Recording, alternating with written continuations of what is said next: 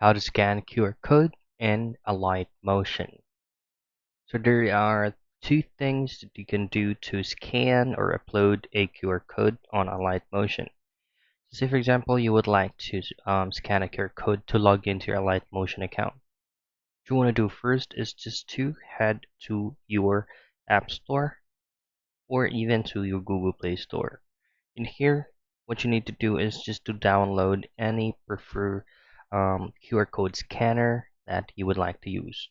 Simply access the application and then just simply upload the QR code that you have to log into your Alight Motion.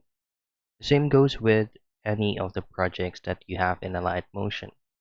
Now, for you to be able to check out or to get your QR code from one of your projects in Alight Motion is just to simply hitting on the share button once you're done editing your project, and then just simply go to import or copy QR code, have it screenshot or save the photo, and then go back to your QR code scanner that you have downloaded.